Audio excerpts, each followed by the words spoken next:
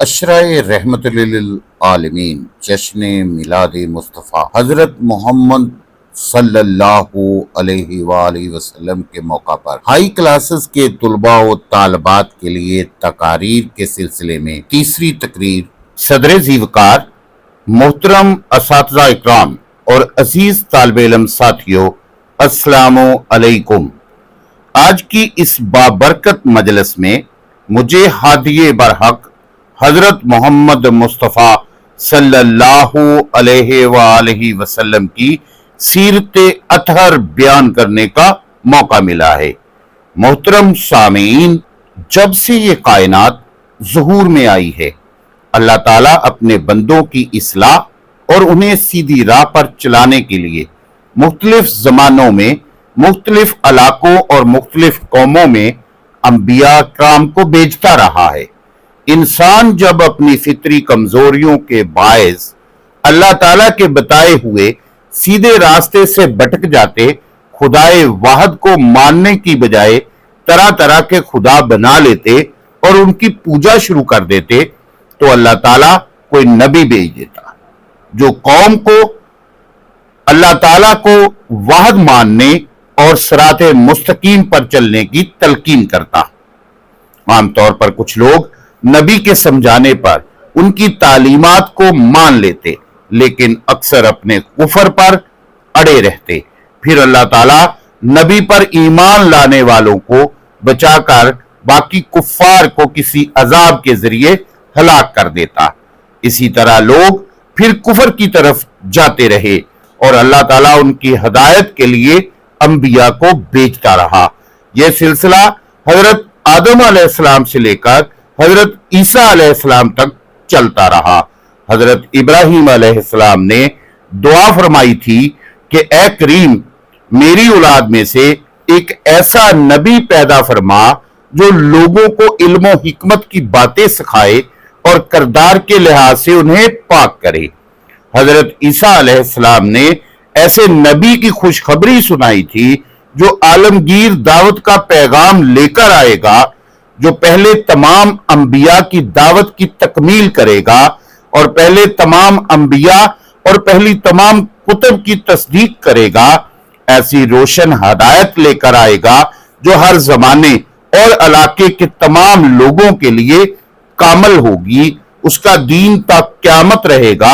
उसकी किताब जिंदा किताब होगी और वो इंसान कामल और हादिये कामल होगा। आज से तकरीबन 1440 साल पहले अरब की सरजमीन जहालत की तारीकी में डूबी हुई थी। इंसानियत दम तोड़ रही थी। अरब के लोग तहजीब व तमद्दन से ना आशना थे। अरब कबाइल छोटी छोटी बातों पर एक दूसरे के खिलाफ सफ आरा हो जाते थे और ये लड़ाइयां बरसों और नस्लों तक जारी रहती थी। अरब जना, शराब, जुआ, हक तलफी और बहुत सी दूसरी समाजी बुराइयों में मुब्तला थे।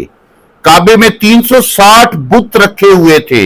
इंसान इंसान का दुश्मन और भाई भाई के खून का प्यासा था। पानी पीने, पिलाने और घोड़ा आगे बढ़ाने जैसी मामूली बातों पर जंग के शोले भड़क उठते थे जो हजारों इंसानों के खून से भी सर्द ना होते और नस्लों तक चलते रहते। बेटियों को पैदा होते ही जमीन में जिंदा दफन कर देना बाइसे फख्र समझा जाता था। पत्थरों और दरख्तों के अलावा मज़ाहर फितरत यानी सूरज, चांद और सितारों की परस्तश की जाती थी। अल्लाह ताला को फिस्कती बिलकती इंसानियत पर तरस आ गया।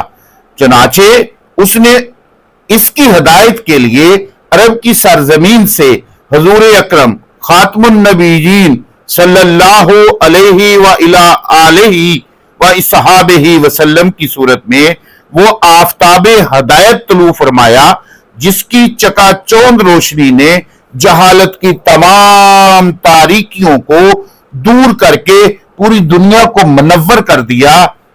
चमका जो चांद जसीयत का चेहरा निखर गया।